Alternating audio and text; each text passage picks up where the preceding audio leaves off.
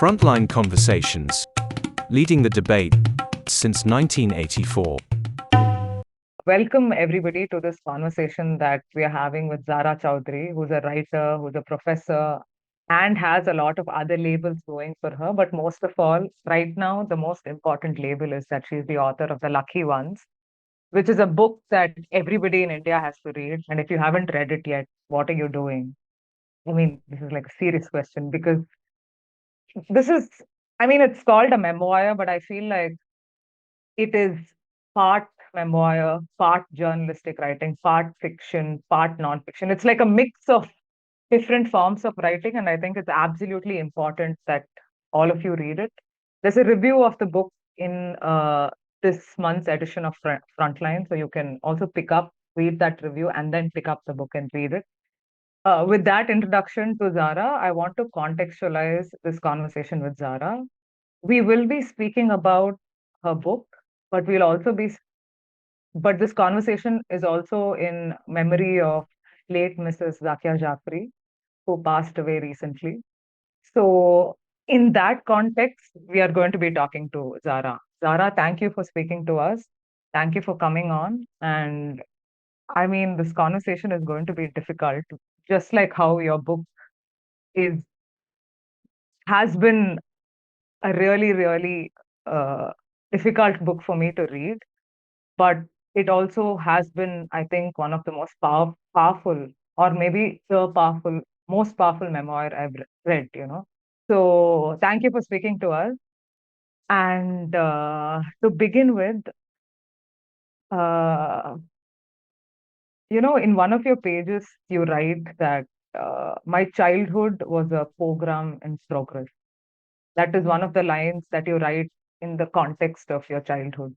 There's so many references to how you navigated that phase. But this line stood out for me because while you define that for yourself, you have also treated this whole process of writing this memoir with so much empathy. There's so much empathy dripping from your book.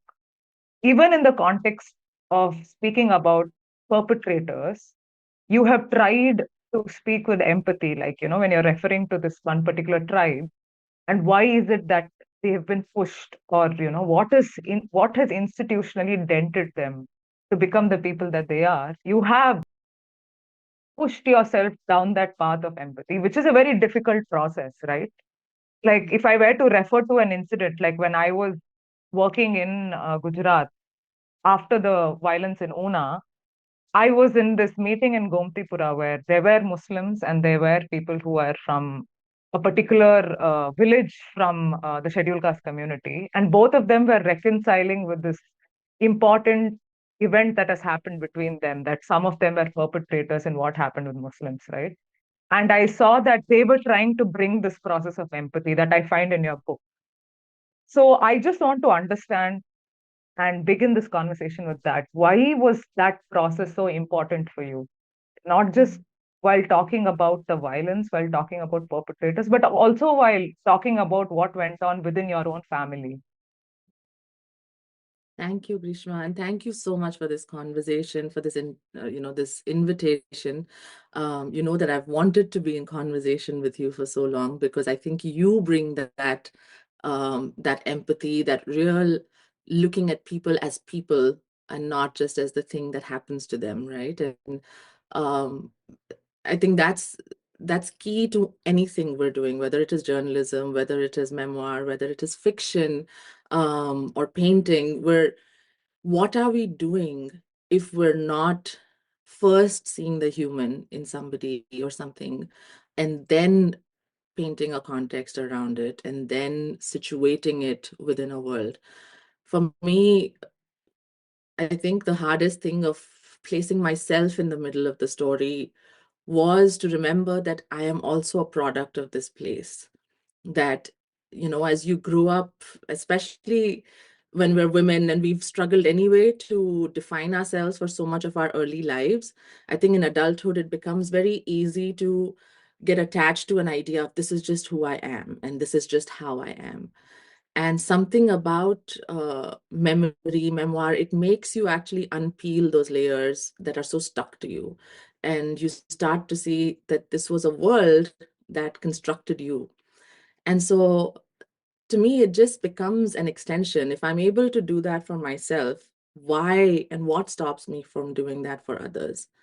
And so I don't even know if empathy is the word for it, but for me, it becomes an exercise in being human. That if I'm able to understand myself through these complex lenses, and we live in a time and a world where everybody's constantly using therapy, mental health language to explain themselves to the world, or to pathologize someone else and say, oh, this is what's wrong with them, and that person's a narcissist, and that person is problematic for this reason. But we're not necessarily seeing that these layers of our environment, of the violence we go through. And violence is not just a pogrom.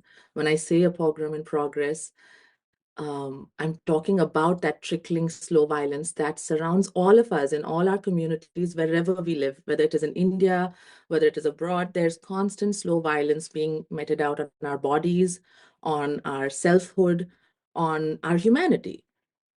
And for me, that exercise is why I wanted to write the book, to put myself in there. Because what else is, why else do we write or we make art or we do these things, right? If we're not wanting to live in the misery of that exercise, and you're pushing yourself to be someone more than you're allowed to be. For me, that's what the writing of the book was. Right. So I'm going to read out this one portion, the epilogue, right? You write at the end that our idea of India and being Indian Muslims, as we learned it through Dada, Papa, Pupu, Amma, through blood, land and spirit ancestors, through teachers who taught us, and strangers who saved us, gave us a code to live by, the pursuit of justice at all costs. My home is this memory I hold of India, of who we once were. And my uprising is to keep the story writ into history no matter how much erasure stamps over it. So this para, in the context of the life of not just your life, but also the life of Mrs. Zakia Jafri, it brings us to this question, right? When your life has been about facing that denial of justice, that institutional justice that every individual in this country is supposed to be, is, that justice is something that you are owed, right? Yes. And, but truth is that that justice has been denied to you. Mm. So then how does a persecuted group then find justice? In what do you find justice? Because Yeah. and that's why I read this thing, because you said your uprising is to write this story and to, kind of leave this as your testament to your life and to your uprising. And that for me feels like it's connected with this question. But I want to ask that to you as well, and not only in the context of the life of Mrs. Zakia Jafri, but also in your own life journey. I'll start first by talking about her. I think Zakia ma'am, for me, and I've only known her from a distance. Towards the end of her life, when she spent a lot of time in the US, I used to think about this from time to time, that I am in the US at the same time that she is here, and especially every Feb 27, 28th, it used to really sit with me, this feeling that how must she feel today? What must be going through her mind? And so when you talk about justice, the thing is that for us as Muslims, this idea of haq, of justice, that, what is owed to you, there's a very direct connection that we feel with the idea of Allah, and the idea that Allah will give you that justice. And you see it in so many figures in the world, even if they're not Muslim and like different faiths. But when Martin Luther King talks about the arc of the moral universe and it bending towards justice, there is a bigger theological, philosophical grounding that some people just have like spent their lives, and especially when you're persecuted, that you reach for that bigger universal sense of justice, because sometimes that humans are too small and they're too petty to be able to give something as grand as justice, to be able to offer you something as big as justice, right? And so for me, and it's why we have these terms, right? The Supreme Court. What does it mean, the Supreme Court? It's supposed to be the ultimate place that you go to for justice. But for us, again, as Muslims, we do believe that it is Allah ka darbar. That is the hall where that ultimate justice happens, even if it doesn't happen on earth and in these nation states, the way that they're constructed and the way that they've been co-opted today. So for me, what she did by just going at every door and knocking and knocking and knocking repeatedly for these last 20, 23 years was landmark. And it was just a testimony to her intense and immense faith. Because if she knew that Allah is going to give me this justice, then it actually takes the burden off of you, right? Then you are not turning to this human figure and these human benches to really give you something. So then all you're doing is your human duty on earth. That you show up, you knock on the door, you do it as long as there is breath in your body. And for me, it's that legacy. It's legacy of people like Mrs. Jafri that feels like my legacy. It feels to me like those are my elders, that I have to look at them and remember that that's what life is. As much as it is joy and hope and all of these things, it is also the fact that you keep knocking on that door. Whether the door opens or not is on them, but we have to keep knocking on the door. So that is the spirit, because it is crushing to even to spend 7 years on a book like this is crushing, especially at a time when nothing is getting better back home, right? I'm sitting in the US, I'm writing it, and then every 10 minutes something is showing up on social media. Every day some new trauma is showing up in the news. There were so many days where I would just crumble on the ground and I would curl up into a ball and I would weep and I would just not want to do this. So it was as if something had to drag me back to the desk and make me want to write the next chapter and the next. And I think that was not coming from inside. That was coming from looking outside at these figures of incredible inspiration for me. So for me, her life was so much more as well, right? Like she was a mother, she was a grandmother, she was a member of her community. She carried so many others with her in her call for justice. And so she was not doing this for herself. And it really reminds me, my friend Zahra Mehdi, who's a psychologist and an incredible speaker. She speaks a lot about the Shia tradition of demanding justice, which is a very strong tradition in India's fabric. We don't think about it, but it's underlying so much of what we believe of Indian Muslims. And she tells this beautiful story also about Zainab, who is Hazrat Ali's daughter, and Ali is the son-in-law of our Prophet Muhammad. So when all of these, the family of the Prophet are all murdered and slaughtered in this battleground, it is the woman, it is Zainab who is left, who's a survivor. And she goes up to the king, the tyrant who has done this to her family. And she asks for justice, not as this was my personal loss and that this was my family that you slaughtered, but she says this is the loss of my community. And it is that difference, right? And that sense of what are you carrying when you are a human, and when you especially come from these marginalized, minoritized communities, you are never just carrying your own load. You are always carrying your whole community with you. And I see this, in Dalit liberation so much, this sense that you're always carrying your whole community with you. And so for me, the fact that of all the cases, there were hundreds of cases, right, that have come out of Gujarat, people saying this mob in the village did this, those people who are our neighbors burnt this, those people did this to our daughters. But she was the only person who was carrying everybody with her and saying that I am going to at least write this down in the legal history of this country, that this was done to my whole qawm, to my community, and not just to my husband and to us. There's something there in that distinction when a human being is able to make, that you're an organism that's part of something bigger. And I think that became the drive even for me writing, that I'm not doing it alone, and I'm not neither am I walking this path alone, and I'm being carried by all these people, even the dead. And at the same time, I will never have to face this alone. Whatever comes will come for all of us. So I'd rather be with everybody. When we actually think about what she did, right?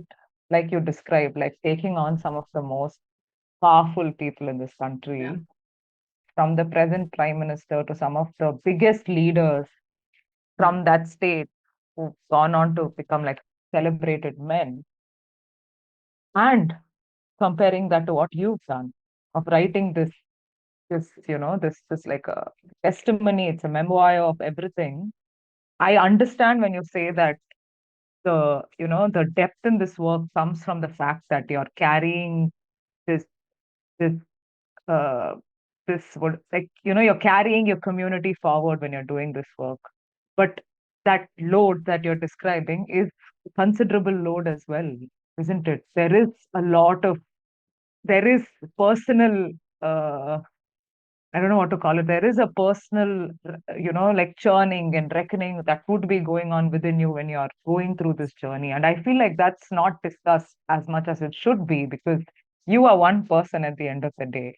And for you to write something like this, to document something like this over the years, from the time that you were a child, and for you to like become an adult, and in that process of becoming an adult, for you to make your adulthood about documenting this is quite something. I mean, I want to know a little bit about your personal journey and coming to the point where writing this book, and also like what are the kind of personal challenges that you faced, because I feel like there would be a parallel that we could draw there, even with the reality of how difficult the journey was for Mrs. Jaffrey. Mm-mm.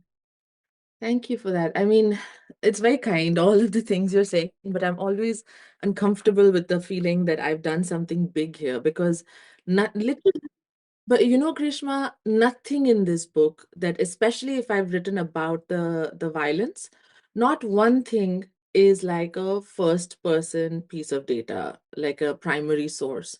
Everything has been written over and over and over and over again.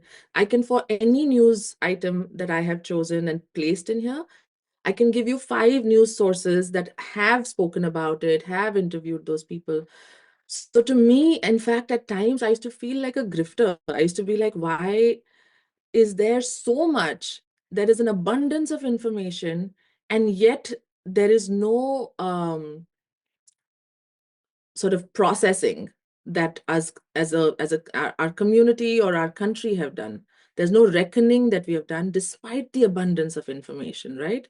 So my job actually really became of like like how a carpet weaver sits and weaves things. That was my job. And I kept reminding myself after a point. So I didn't have any grandiose ideas of, oh, I'm this and I'm doing that, and it's a burden and whatever. I only thought these are all threads that exist. Somebody has to just knot them together and make this pattern so it becomes more evident and more clear. The scale at which a pogrom affects an entire nation, not just one community, right? But for me, really, the drive personally is that, when you read the book, you recognize that I come from an extremely sort of violent home. There is no other way to describe it, whether it is emotional violence, it is physical violence, this sense of patriarchy. There's so much going on. But we also live in a world right now, and we've lived in this world for very long, almost as long as I've existed. I've been aware of it, where to speak my truth and to speak about my family would reflect poorly on my community, would immediately add to the narrative about men from my community. It would, in some way, be ammunition to further criminalize the men in my community. So for me, it became very clear that as much as that was the thing that was stuck in my throat, it was the story I wanted to tell was the story of my family. There was no way I didn't have the liberty or the privilege to write only about my family in this sort of like, very beautifully like spatial way of just this middle-class Muslim family living in a building and their daily lives. We've seen enough novels and fiction that do that, where you can really zoom in and just spend time with like a few people in a way that is a very Western novelistic tradition or even a memoir tradition. But that is pretty much what my question is, that writing this is not just writing about the violence for you. You have brought in that element knowing these things, which is why I think the journey must have been super difficult. Even if you say that, that there are these sources, there is that this talk, but for you to center that and to bring in your story and kind of weave it together in the way that you've done must have been super difficult. To me, it really felt at most times, Grishma, that so much has gone into making me who I am. And I don't even say only all the things that have happened. So many people have collectively, individually contributed to just my writing in my whole journey. When I would sit with this, and I had on the one side my family story, and I had on the other side the story of this violence and of this country, I had to keep reminding myself that I've had 15, 20 years of actual training in craft that people have funded, have given grants, have helped push me forward, have just, just given me that thumbs up and said, keep going, keep trying. What else can I put that in service of, if not bringing craft and bringing technique to this in a way that it becomes undeniable? Because the thing is, our stories are also very easily denied and dismissed if they're lacking in craft. And for me, that became the very big challenge in this. So even when I was already 30 when I came for my second master's to the US. And people were laughing at me and saying, why aren't you, going to do something that can find you a job in America? Why are you going for a writing program? But for me, it was like, no, I need to be so particular and I need to know how to do this well enough that it is undeniable what I write. And it is certainly not dismissible. And for me, that became a bigger part of the journey, always feeling that pressure of not failing them as a writer. That when I'm telling the story of my father, when I'm telling the story of Ehsan Saab, when I'm telling the story of, Sunil, like every single person, when I'm telling, Bilkis Banu's story, her daughter's story, I have to remember that first, my job as a writer is to hold them with technique and to hold them in a way that gives back the life that has been stolen from them. And that reconstituting, right, of somebody's spirit, to bring them back and make them real for a reader. That is my only job. So I think being able to focus on like, what is my job in this was the question that I kept asking myself. Because it's very easy. Yes, you're very right in saying that it is hard. Like, it's very easy to crumble when it gets hard. But that's when I had to remind myself that this is the thing I have been trained for. And I have worked towards for so long to train myself.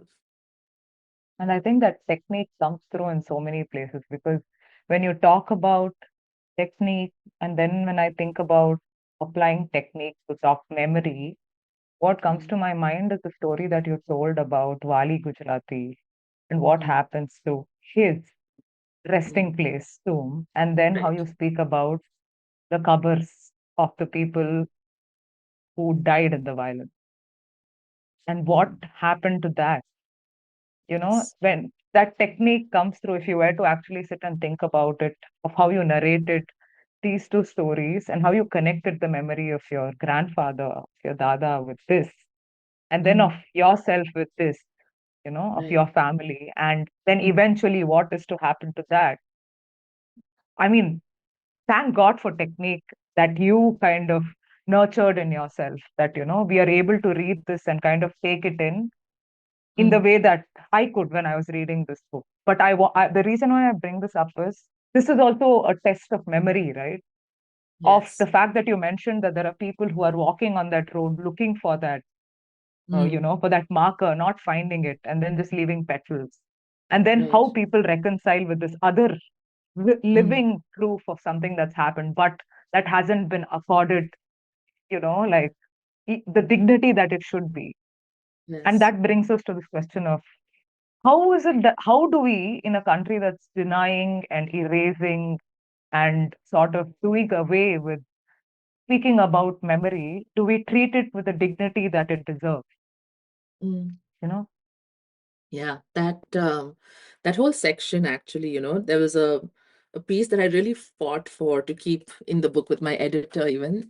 I don't know if you remember it, but it's a place where I list all the steps for a Muslim burial. Yeah. And in that is where I mentioned the unmarked graves of the massacre victims and of the marked graves of my family and so on, right? And there was a lot of back and forth between the editor and me of like, this is a kind of piece that is not saying anything other than the fact that it's showing you all the ways in which you are supposed to approach a burial. The thing is, we're a very ritualistic country, right? In India, every single microculture has their rituals and their ways, and we're all very fixed in how things have to happen. One of the most traumatic things, though, is the ritual of death in our country, especially in the ways that either there is so much of like overt grieving that it actually robs the quietness that you need to be able to grieve, or then there is so much suppression that you are not allowed to fully feel the very loss, right? And so Islamic rituals, or to some degree, as a child, I always felt were the suppressing kind, where we were told, after 3 days, you can't cry anymore, and that it hurts the spirit and the memory of the people who are gone. And so I really believed this as a child growing up, that no, after 3 days, it is very wrong of me to cry.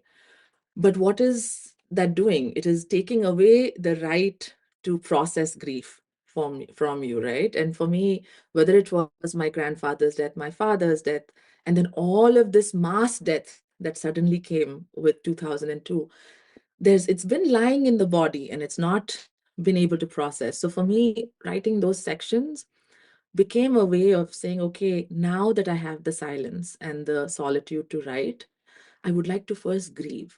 And I'd like to grieve in a very public way, but with the quietness of the written word, which is why you go through the ritual of every single piece of like, this is how you wash the body. This is how the body must lie facing Makkah. This is how you shroud it.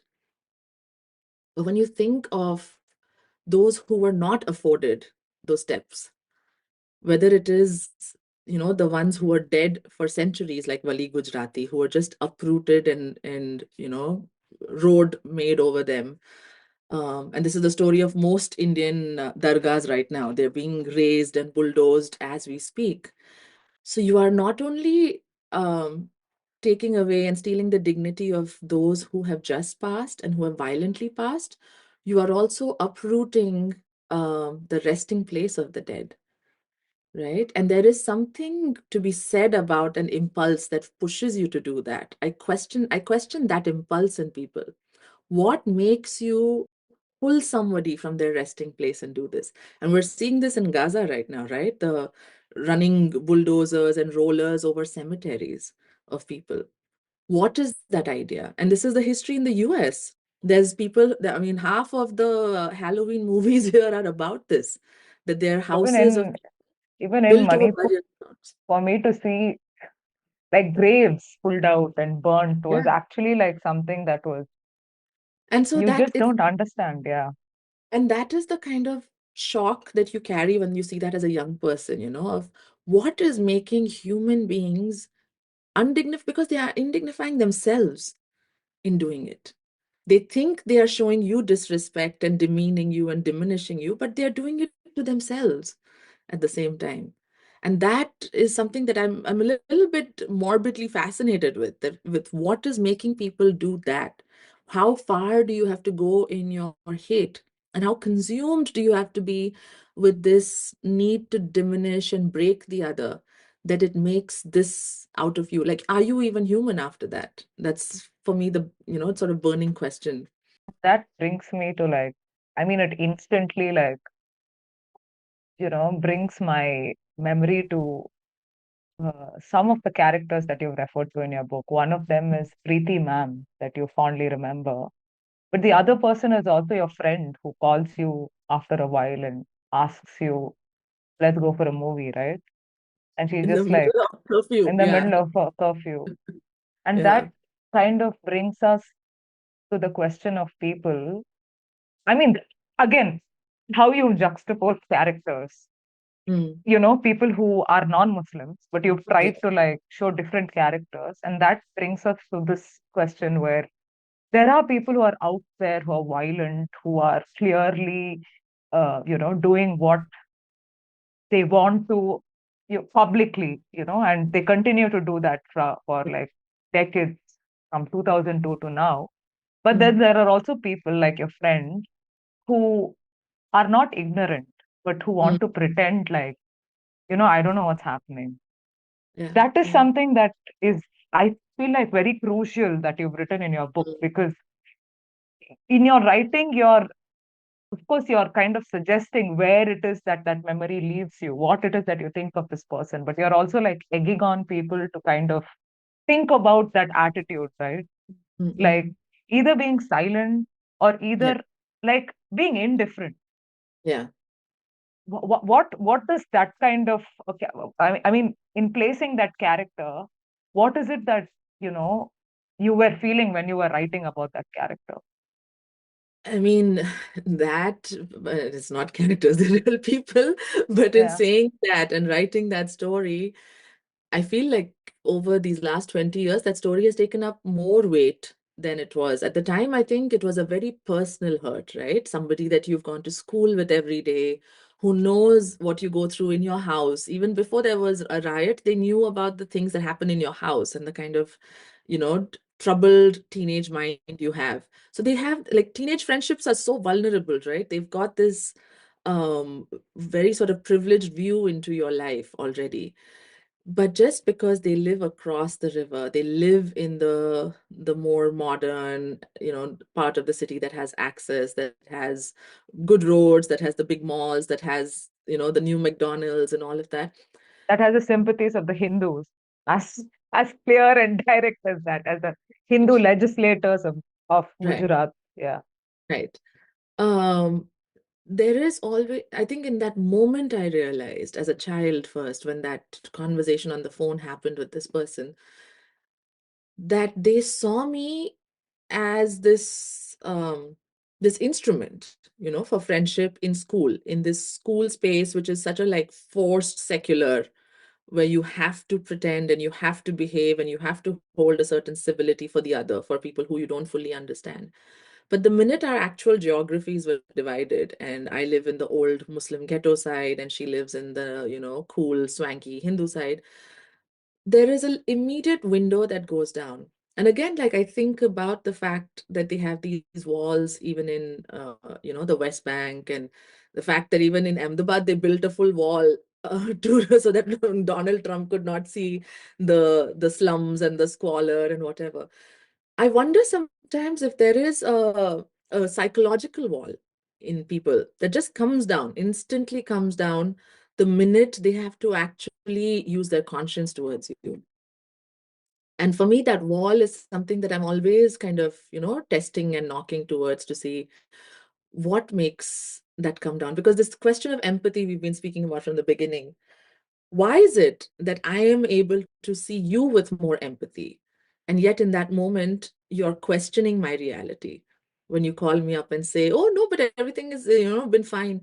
And even today, I meet people from Ahmedabad who tell me, yeah, 3 days the violence lasted. Even today, they're in their 40s, 50s. There are people who write to me and say, we're so sorry, we just didn't realize this is what was happening. How could you not realize? For me, that is fascinating, because the truth is, when I moved to the South to live, just the amount of community like connectedness there was compared to Gujarat, I was like, this couldn't have happened in another city like Chennai, or one of these places, because people would immediately know that this is happening, a program of this scale, right? But something about how, when we say like Gujarat was a lab, that Ahmedabad was this testing ground of an ideology, this is what it means. that you have divided up people not just geographically, but ideologically, including the smallest of children. I think I still have that in the book. I don't remember half the things I've left and removed. But there was this little boy I wrote about who we used to go watch cricket matches in their house. And they were a Jain family. And he was like 6, 7 years old. And I must have been in seventh grade. And I went over to his house to watch a match with them. And I was wearing a mint color t-shirt. And he tells me, "तुमने पाकिस्तान का color क्यों पहना है?"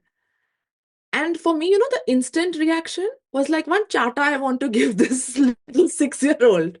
Who gives you the right? And how, as a 6-year-old, are you being this? Because for me, it was forget you're questioning my loyalty and you're questioning my place as an Indian Muslim, not even all that.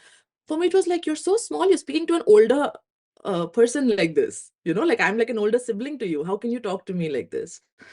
So it's those ways in which growing up in a place like Gujarat and in some of these like more contested areas, you start recognizing that people are being trained from a very, very early age to not see you as a full person. And they're already being shown ways to denigrate you. The children have been taught that this is how you talk to someone and call them out and you can tease them this way because they're seeing the elders do it. This is pretty much the reality that we're living in right now, right? This walls between us. It's not just like the context of a city, like that pretty much is what it is there. But if you pick up anything that has happened after 2002, or even after like the demolition of Babri Masjid, or for decades, it's almost been like something is happening and the rest are just oblivious of it. I feel like as the years progress towards where we are right now, towards 2025, that has happened more and more, where people can just look Yes. away. That's the experience of Manipur, right? People just looked Right. away, or people were not informed. Even Absolutely. after they saw what they saw, people are choosing to look away because the government wants you to look away. And We're how also that, huh? And we're also living in an age of maximum distraction, right, Grishma? Like there is so much, like our attention is the most valuable commodity right now. Everything, every corporation in the world is spending millions and billions for our attention, for 10 seconds on a reel, 15 seconds somewhere else, some, new silly thing come out in the theater, some new thing to go shop, some online shopping. So we're definitely living in a time when there is so much to easily distract us from the realities around us. And those realities have not changed, even though all of this commodity around us has changed. So that's the big dissonance that I constantly see in people, that there's lesser and lesser attention now for social realities. And there's lesser patience for social realities because it almost feels like an inconvenience that these things are happening. So it almost feels like we are inconveniencing people by telling them to listen to this story, right? Whereas it is a story that affects them, whether they like it or not. You could be sitting in Bangalore, but what is happening in Manipur is affecting you. You just don't recognize it right now because you've lost your ability to process connections. You've lost your ability to see, how the human network, works, how societies are built, how politics are built, that you can't see the connection that when Gujarat burns and then a decade later, those same figures are up for election. It's the lapse of attention that causes these other things to happen, right? You stopped paying attention after 2002 to Gujarat's Muslims. You stopped listening because you were like, okay, I gave them my, 5 minutes on watching on NDTV or wherever I watched the news. I know what happened and that's it. And then those wounds will fester and things will eventually get worse and more complicated. So it's and this was not how it was. I mean, I don't know about your age, but I grew up in the age of Doordarshan, and that being our only choice as news, where we would have to sit and watch Doordarshan, and there would be like one Pranoy Roy's show or whatever that we used to all watch. But as a family and as a middle class family, the amount of news we used to consume in that house today I look at it and I'm like, that was insane. How much the news was constantly not only running in the background, but the newspaper was in. There were 2 or 3 different languages of newspapers. We were constantly wanting to know. There was an intention to wanting to know what is happening in our street, in our state, internationally. That has completely shifted around. There's no interest other than if it becomes like something you can virtue signal about. Black Lives Matter is happening in America means you put one black thing on your Instagram. So, like now suddenly with Palestine, they'll be talking in India. Liberal Hindus will be talking about Palestine, but they don't know what is happening in their own city to Muslims, and where Muslims are not being given jobs or houses or being denied, citizenship. You're not aware of those things. You're not aware of the very discrimination in front of your eyes. But this thing that feels like it's trending or that you can attach value and attention to is somehow more important. So it's like we're living in a very upside down time right now. I think on one side there is definitely ignorance, but also there is, on the other side, there is this acceptance of, this is their reality. This is the reality of people who are from the lower caste. This is the reality of Muslims. And there's only Yeah, so much that I will think about it, or that's only yeah, so much that I will, do anything about it. Or I'll even honor it with my attention. right. Or, I feel like we are at that place as well, where people are can be more informed than before, no? Like at the time when there was just a news channel that you're getting news from, you didn't have news at the click of your fingers. But when you do have that, and you still have to be ignorant, what does that say of you? And, like collective response to social realities, right? That is what kind of is disillusioning for a lot of people, for journalists like me, for people who are elsewhere, isn't it? Like, how do you respond to that?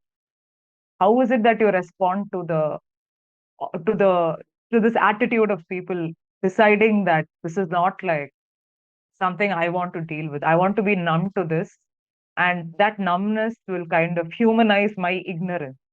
You know what I Right. mean? Right. Yeah. It's actually very interesting. I was actually thinking about this just a few days ago.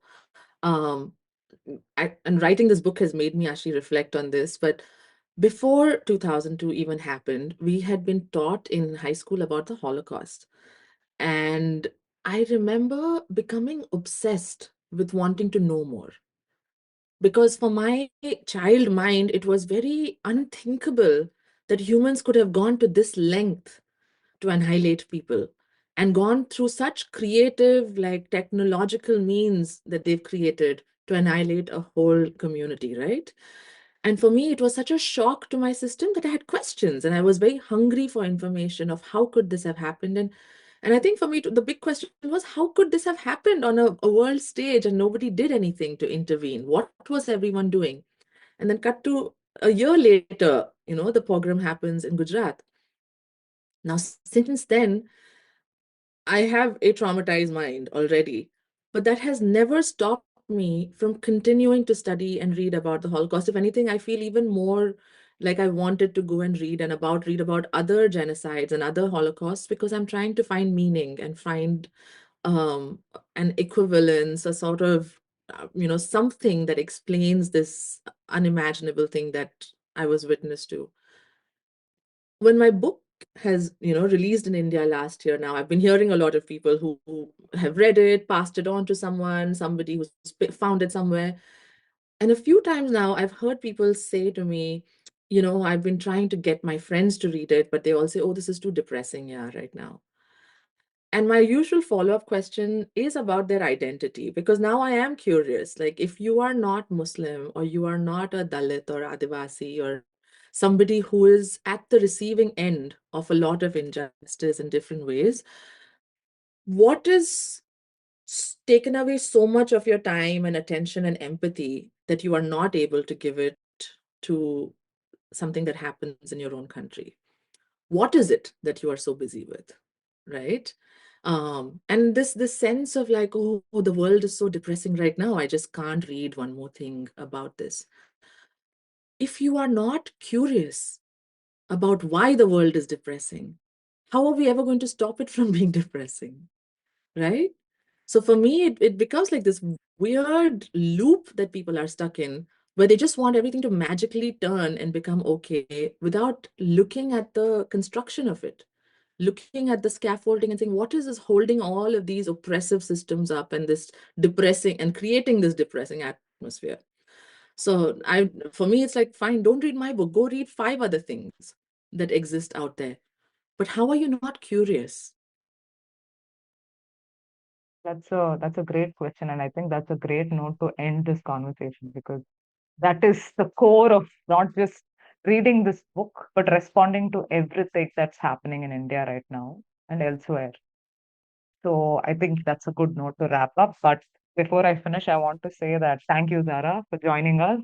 And whenever it is that you come back to your home, which is Chennai, we'll be waiting to do discussions of this book. We'll be waiting to receive you. We'll be waiting to take you to the coast and everything that you want to do in Chennai. So we are waiting for that. I'm waiting for that.